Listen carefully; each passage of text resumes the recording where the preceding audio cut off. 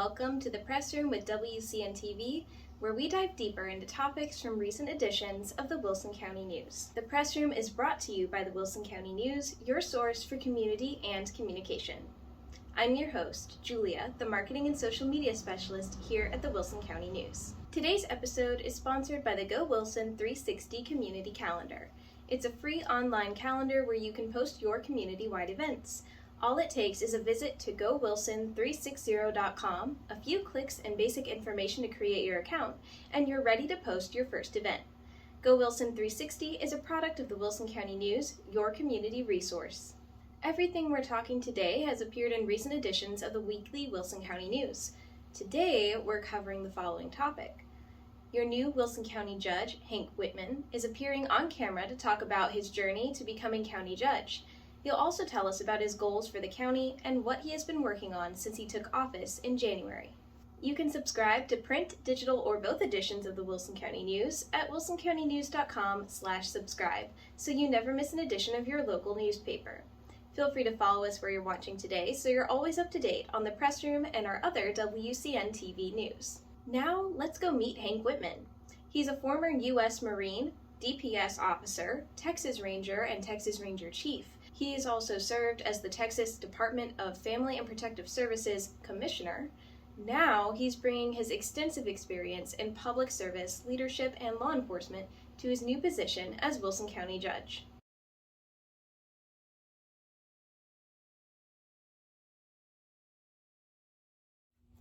Welcome to the Press Room. Yeah, well, thank you for inviting me. We're glad to have you. So, who are you and where are you originally from? Well, I'm Hank Whitman. I'm your newly elected county judge here in Wilson County. I took Judge Jackson's place after he retired. I'm originally from a little town, South Texas town near Laredo. My hometown is Hebronville. Okay. Not a very big town, but I did finish my junior high and high school years in Corpus Christi. My family moved there in 1967.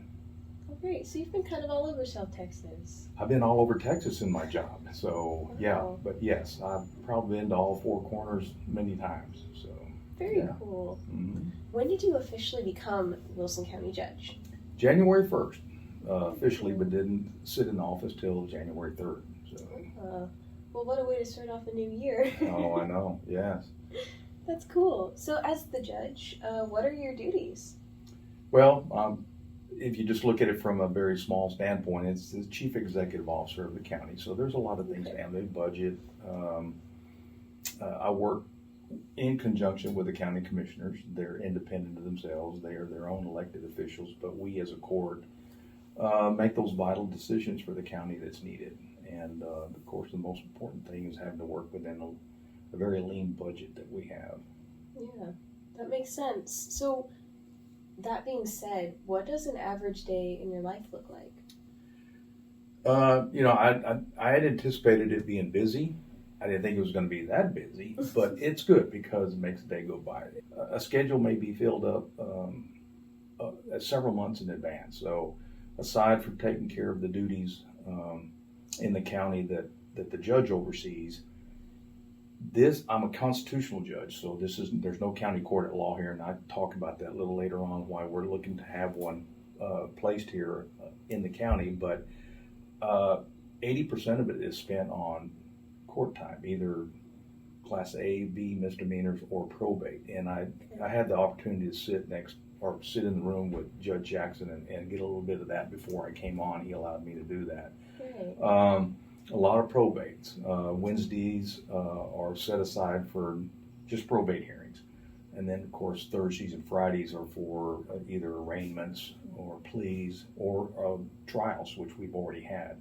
Wow. And we're very backlogged now. And that's why I mentioned to you about getting a county court at law. I spent yesterday morning in Austin testifying for the Judicial Committee along with Representative Guillen, asking them to approve a county court at law for Wilson County. We need it.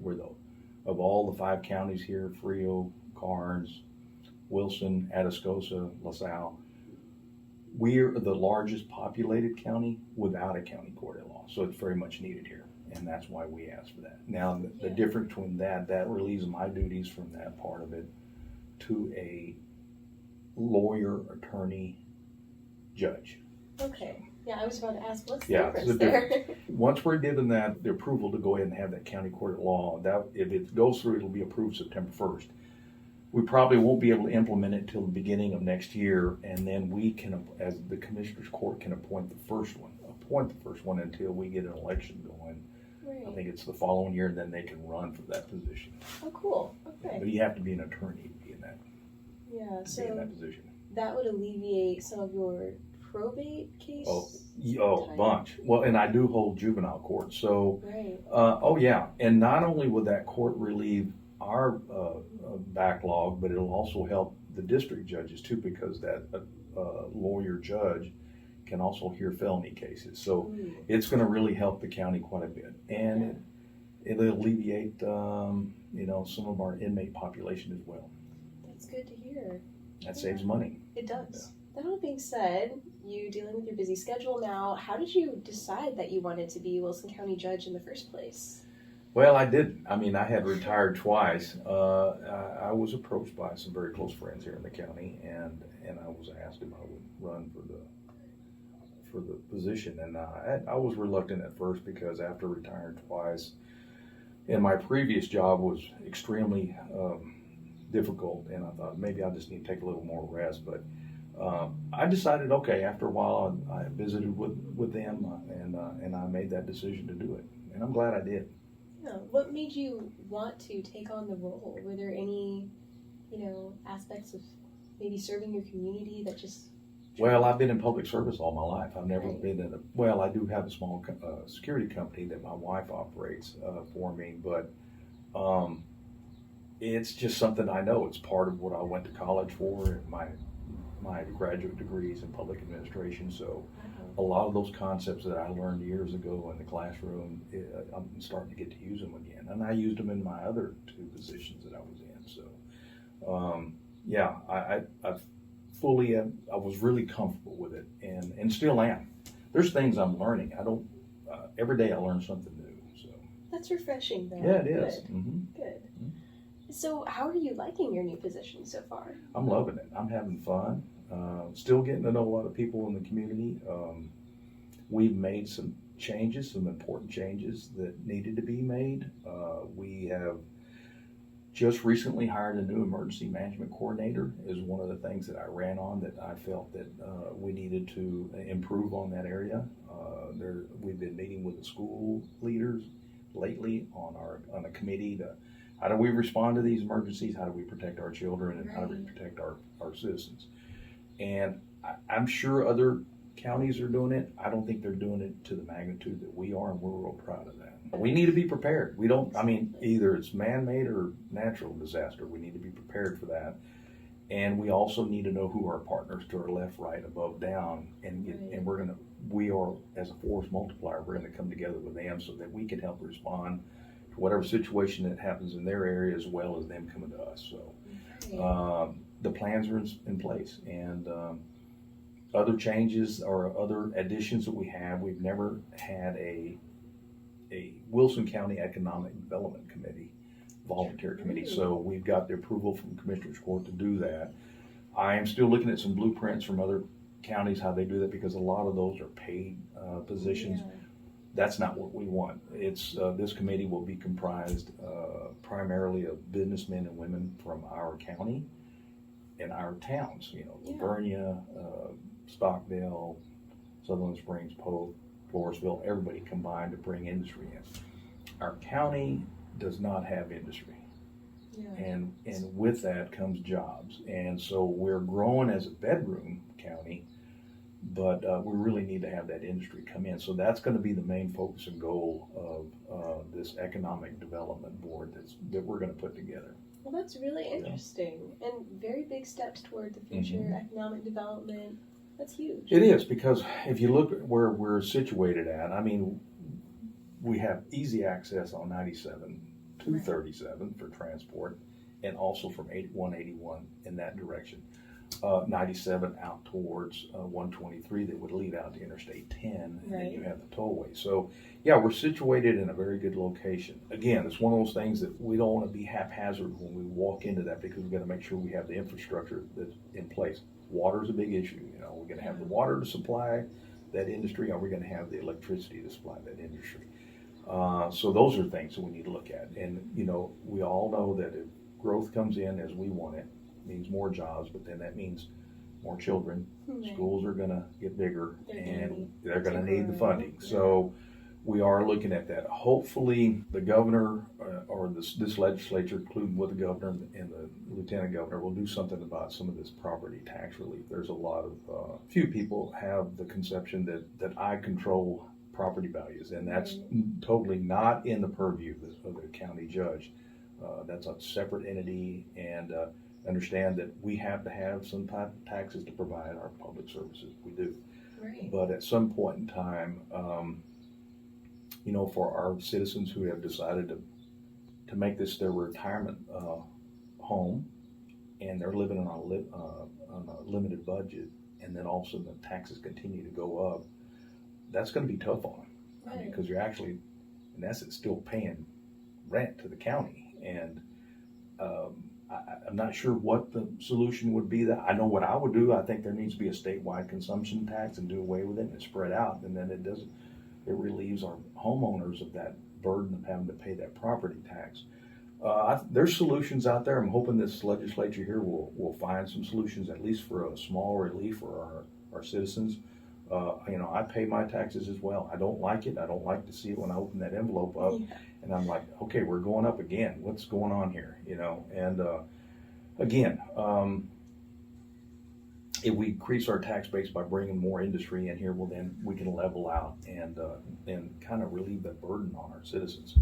It's something that I think about every day, and we need to do something about it. Well, that seems to be one of the bumps in the road with these property tax appraisals, especially as that season approaches. I think that starts in May with Yes. the appraisal district. Yeah, well, everybody got them a couple of weeks ago, and I'm just like everybody else. Go to the mailbox, and I'm looking at that envelope, and do I really want to open this thing? And when I do, I get very frustrated, just like all the rest of the citizens in our county. And there just has to be some relief somewhere in there. Absolutely. And a lot of folks, especially our roads, need a lot of repair. I am working on some issues with, of course, we're not considered the oil field Right. part because of Carnes.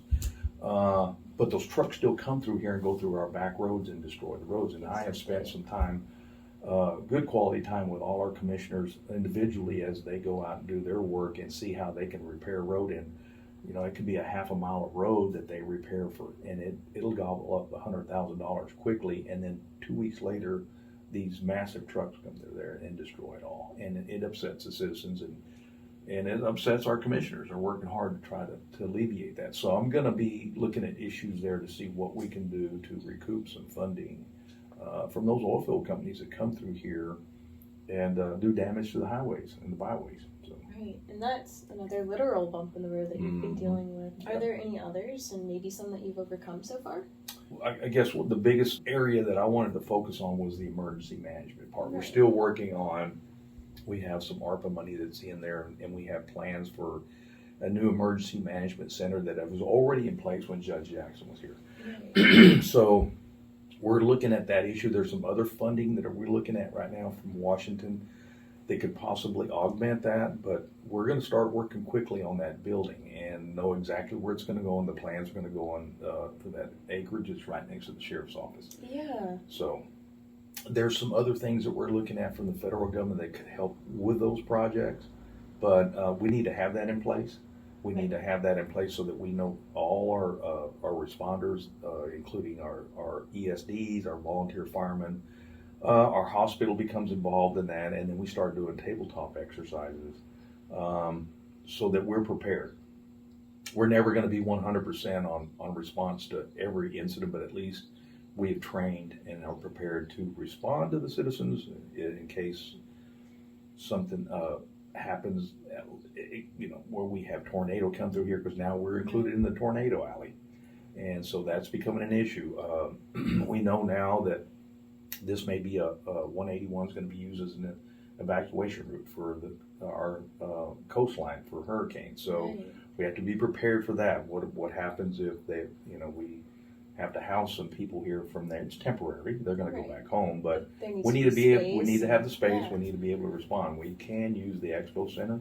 That's another thing we're looking at. Is I'm really disappointed on the structure that's in the middle of the expo center for our children who do show animals during the Right. stock show. Yeah. Again, we're looking at that now. Again, we're having people assess that to see what can we do, not maximizing the money that we can spend on that, but actually what's efficient for us to make that a better place for the children, and can it make more money for Wilson County as a rental? Because there will be other things that will come in there. It could be a car show, it could be a horse show, it could be a roping. Very So true. we're looking at that, and Opportunities for a new venue. it's constantly okay. Is this going to work? Is this not going to work? What's it going to cost? Can we do it without any cost? So we've looked at all those. I've got plan A, D, and trying to figure out what is the best for the county. And so that seems to be one of your goals as county judge, is really trying to do what is best for your county. So do you have any other goals on that list among the emergency management? The emergency management, our first responders, and how do we get to our citizens is paramount right now. Right. The infrastructure for our roads, because I hear it from the citizens too.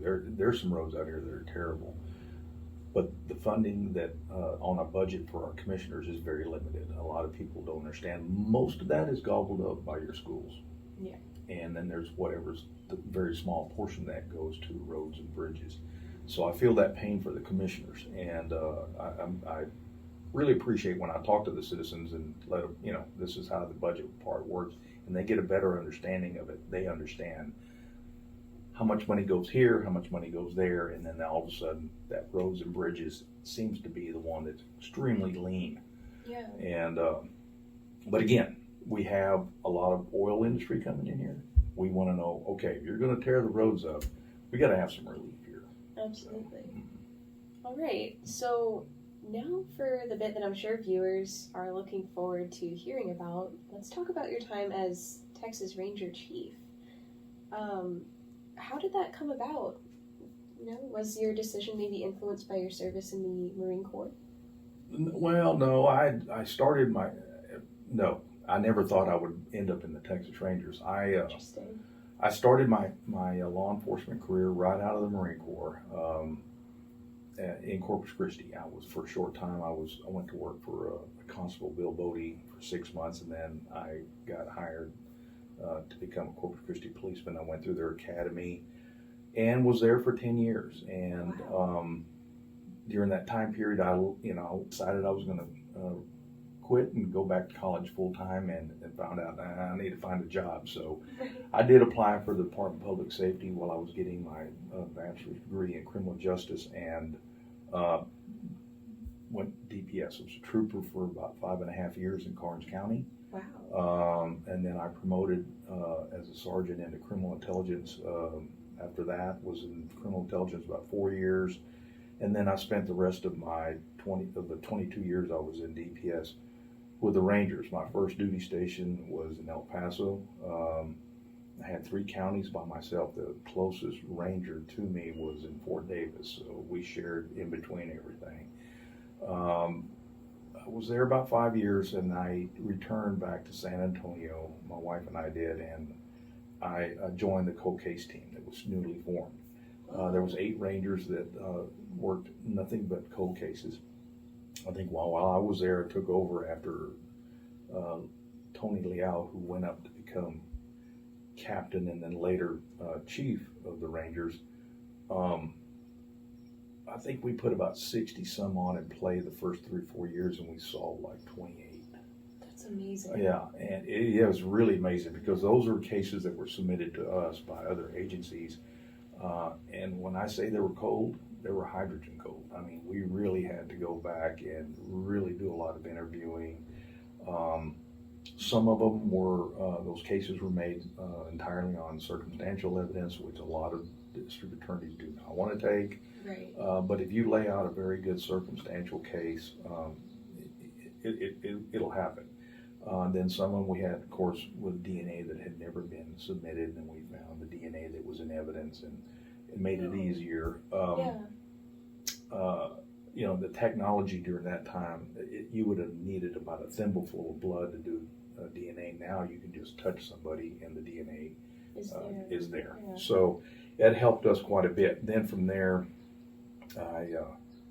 I became their lieutenant for a short while. We decentralized the unit and moved those positions out to the field, and I moved over to Company D and became a lieutenant, co-lieutenant with Jim Denman. And then I promoted to captain there, and then from there I was there about a year as a captain, and I was pulling two duties. I got pulled up to Austin half the week to become the interim inspector general, which was their internal affairs, until they could find a permanent inspector general. So I held position as a captain and an inspector general, and then within months after that, I was Chief Leal pulled me up to be the assistant chief. Wow. And then he retired a year and a half later, and then I became the chief, and it all happened so quickly. It was never would have thought that would happen, but it did. And so I stayed there a little over 3 years in Austin. That is amazing. And I guess that must just be a testament to the amazing work that you were able to do with these law enforcement teams and your leadership. Yeah, and one of the things that we're most proud of in the Rangers is that we've developed the first border mission teams. One of them with elite Texas Ranger reconnaissance team that we had. There was 15 chosen Rangers that we still don't tell people, or then we didn't let them know who they were. Right. But they worked on the border. They worked exactly like the long range reconnaissance teams in Vietnam. And they would go to the border, be gone 4 or 5 days, and then they would be extracted out after that to bring back intelligence of watching what's going on there. That's still going on. That program, we started that team. It was myself and Captain Bob Bullitt. We were co-captains on that team. I can't tell you how many missions we made. We were doing probably 2 a month, constantly. Oh my gosh. He and I both developed the curriculum. It's still being used today that I know of, but those teams have grown a little bit bigger, but you can see now the overwhelming dilemma that they're having on the border, and that those same team members, different, but this team is still working on the border. That was, to me, one of the biggest accomplishments we had. I realized early on that we also had probably an ill-equipped and ill-trained SWAT team in Austin. So we took the SWAT team under our command. They weren't Rangers, but they come under the Ranger command. There was 20 team members, trained them up to a Tier 1 SWAT team. And when I mean Tier 1, they're very good. And so they're stationed at Bergstrom Airport Base, and with all their equipment. And we put them there so that when any county, any city can call and ask if it doesn't have a SWAT team, level 1, Tier 1 SWAT team can request us, and then they can hit the tollway and leave out. But they're leaving out with tractor trailers and their armored vehicles. And so we thought, okay, that's a good concept, but we need to go ahead and revamp that, and let's have a special operations group response team in every region. So now we have a mini SWAT team here. So they're most of them will respond to San Antonio from this region, and then they'll come to wherever to help the agencies.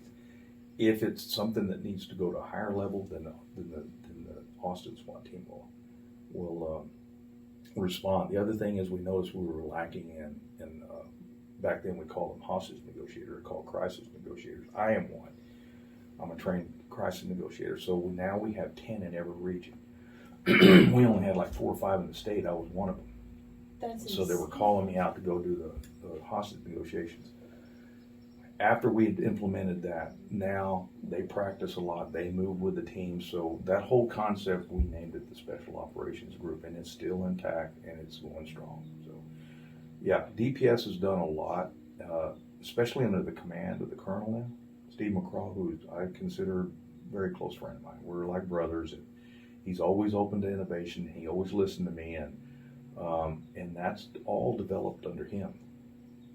He's been a tremendous leader for DPS. I know that he's, he doesn't get much sleep at night. I know he's got a lot on his shoulders, but he's got a great team up there, and he continues to do well for the department.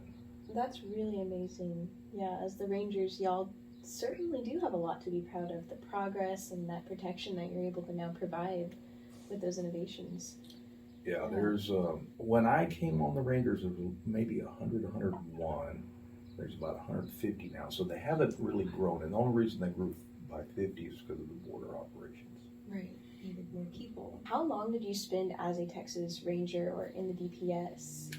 22 and a half years in DPS, 11 and a half as a Ranger. 11 and a half as a Ranger. So what is, the difference between the Rangers and the DPS? And, what would a Ranger see on a daily basis? Well, there is, okay, so in the structure of the Department of Public Safety, you have 3 divisions. You have Criminal Investigation Division, you have the Highway Patrol Division, which a lot of other divisions come under them, then you have the Rangers. Okay. Those 2 divisions and administration fall directly under, they follow a tier of towards the colonel. We're the only ones that are completely, we're under the Department of Public Safety, but we report directly to the colonel, so we don't fall under any commands of those other 2. The Rangers, the Texas Rangers, is the primary investigative division of the Texas Department of Public Safety. Okay. CID also does criminal investigations, but the Rangers' main focus is they assist. They're assigned to a geographical area. Each one has 1 or 2 counties, maybe 3, and whoever the agencies are, the Sheriff's Department, because we have many, 10,000 little small departments that don't have the resources or training to conduct complex crimes. Right. Homicide's one of them. Now you've got the computer crimes. So what they do is they call the Ranger in and ask them, we just don't go in and take a case away from them. The Rangers have to be asked to come in to do an investigation. The other big part that they do is public corruption. So, and rightfully so. So you have a county or a city, you certainly don't want, if you have a councilman or a mayor or you got a county judge or a commissioner that there's allegations that they have done something that has criminal predicate, you certainly don't want the sheriff investigating. Right. Because he or she's going to feel uncomfortable, like, I don't want to do it. These are people that they work with on a daily basis. Like, okay, now the chief of police is being asked to do an investigation on the mayor. Well, so we come in, as we're unbiased. We have, no interest other than looking for what's happened and report to the district attorney. So a lot of that's the public corruption aspect a lot of it has played into the Rangers today. So they do a lot of it. Wow. Well, very interesting. So as a Ranger, you could see almost anything out in the field. You're right. And none of them really specialize on anything. They're just a jack of all trades, because one day they can be working a homicide, the next day they're working a huge embezzlement, or they're working a public corruption case, or they're working a sexual assault case, they're working a kidnapping case. So it all depends on what falls on their table. And it's not unusual for a Ranger, I know I say this, to be working 2 to 3 homicides in a month. Wow. And then all of a sudden it'll die down for a couple of months, and then here we go again. So there was never a dull moment. Yeah. Never a dull moment when I was a field ranger. It was probably the best time I've ever had in my career. That's awesome. But I can see why after retiring from doing that, you would want a little break. Yeah, you get tired of the autopsies, and there's many of them, and especially with lost children, and it takes a toll. It's like any other profession. They don't talk about it, but PTSD it involves police officers too. They see a lot and they go through a lot. So. Wow.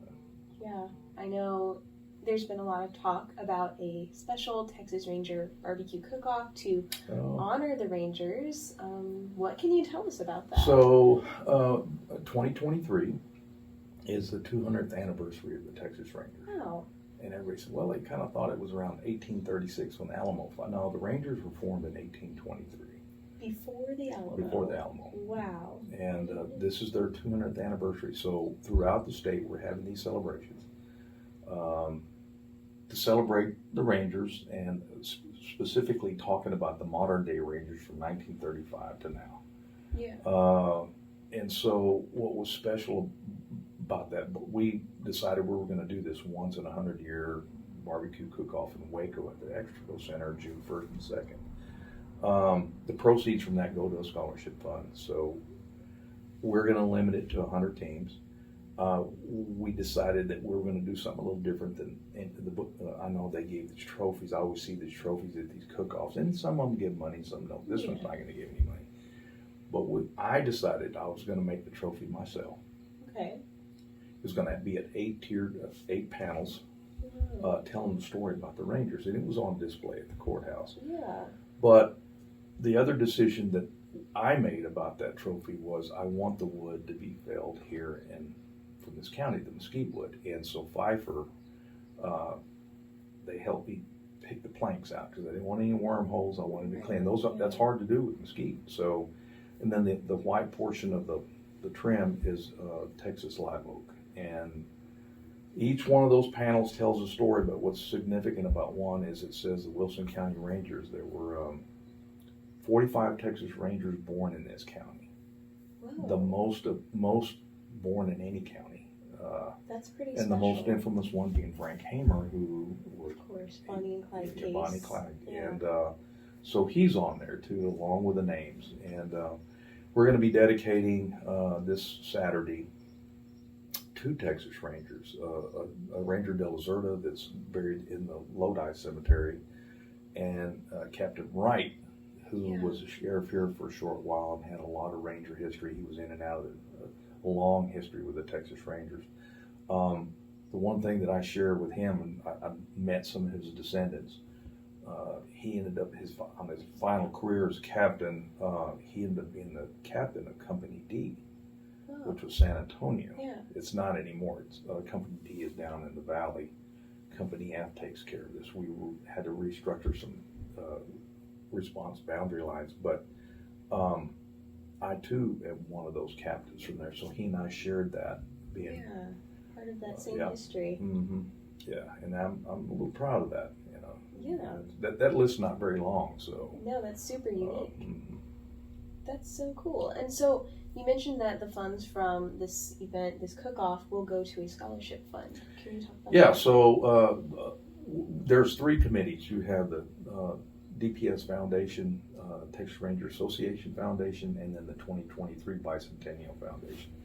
DPS Foundation is part of their funding that they're raising in this 2023 is they're doing a police officer memorial in front of the DPS. They have raised those funds. Texas Ranger Association Foundation raises money annually, which the proceeds from that would go in there from this barbecue. We give almost $350,000 a year in scholarships. Amazing. Every year. Is there like specific degree fields that you try to dish out to? No, it just maintains the average and get through school. And I think every child, it may have gone up. It's like $3,500, $4,000 a semester. Amazing. That helps tremendously with Huge them. stint. We've had our recipients have become doctors, lawyers, pilots, every walk of life you can think of. They have because of those scholarships. Right, and how fitting, because as a ranger, like you said, you have to be a jack of all trades. Yeah, that's true. Yeah. Well, that's very interesting. So, how can folks learn more about the cook-off, or even get involved? Yeah, if they want to enter a team, they need to go to Texas Rangers 2023.org. Okay. And it'll direct them straight to that, or go to the Texas Ranger Association Foundation website and go to their calendar, or they can go to the Lone Star Barbecue Society, go to the month of June, click on their flyer, and it'll show them how to enter. Awesome. Yeah. Right. We're going to limit it. We're almost full, so they're planning on doing that. They need to go ahead and enter now. we're not going to exceed 100 teams. That's about as much as we can put in that one side of the stadium, so on the outside of the Extrago Center. The good thing about this, I want to let the folks know if they do enter it, they're going to be there at the right time. That is when we have our annual Texas Ranger reunion, so all the active Rangers that can come, but the other 200 retired Rangers will be there, and they start their official ceremonies the night that ends the barbecue cook-off, and we invite the public. They can stay and meet the Rangers and talk with them, and by the way, the admission to that barbecue cook-off is free, zero. Amazing. And anybody can come in, enjoy yourself. You'll have plenty to eat. We have a concert both nights. Does not cost anything for that. They can come see that. Sounds like quite a blast, and built on a very, very cool and important tradition in Texas.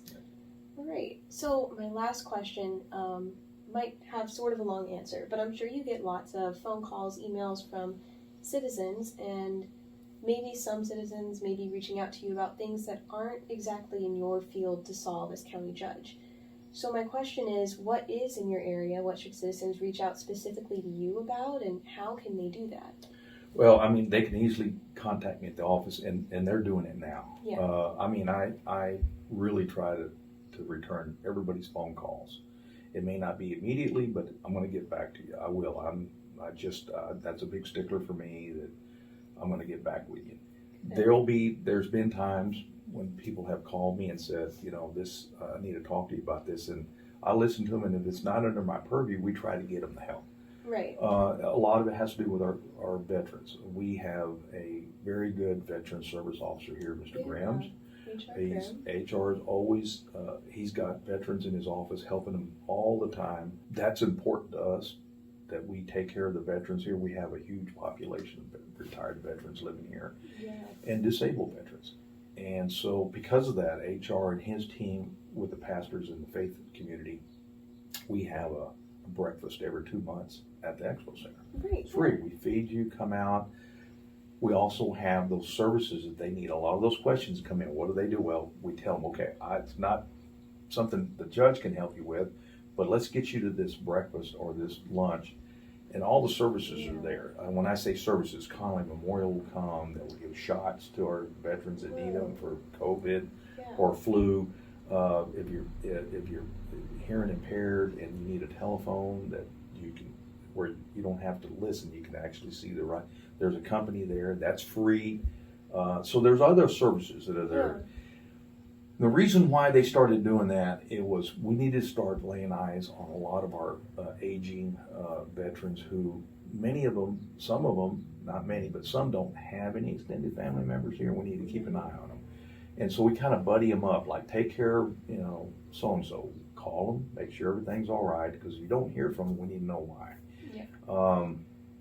So those are the kind of things. Now, if I can't get it done in my office, we're going to certainly find out where I can help you with. We can get you that help. We've had several of those come in. A lot of the stuff that came into my office is handled by the Justice of the Peace, so we direct them over there. Yeah. I'll even call the Justice of the Peace. I'm going to send this lady or man over. She's got this problem. Can you help her? Yes. And that's what falls in our purview. So. Great. Well, cool. And so I'll be putting contact information for your office up after this. Sure. But I guess lastly, I just want to thank you so much for your time, being here today, taking the time out of your very busy schedule, and sharing about some of your personal history and your mission now as Wilson County's judge. Yeah. Well, thank you for having me. I appreciate it. And I hope this helps our citizens a little bit to understand, just how our government works. It's a big county. It's 50,000 citizens here. This is a big county, and we certainly, and I know I speak on behalf of the commissioners, we understand their frustrations when it comes to the infrastructure, but I want them to know that we're working tirelessly to try to alleviate a lot of those things.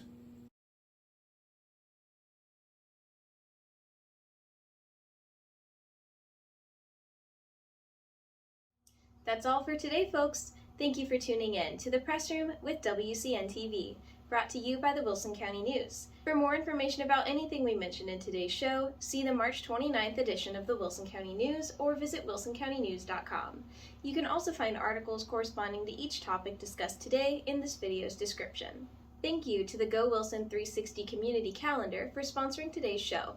Go Wilson 360 makes spreading the word about community-wide events, like fundraisers and celebrations, simple and free. Simply visit the calendar online at gowilson360.com, create your account, and you're ready to post your first event. Go Wilson 360 is brought to you by the Wilson County News in efforts to connect our community. Remember to follow us where you're watching so you never miss an episode, and consider subscribing to receive the print, digital, or both editions of the Wilson County News each week. You can find more news or subscribe at wilsoncountynews.com, or download our app, Go Wilson, to receive updates from our newsroom at your fingertips. The app is available for Apple and Android devices at gowilsonapp.com. We hope to see you next week for the next episode of The Press Room. See you then!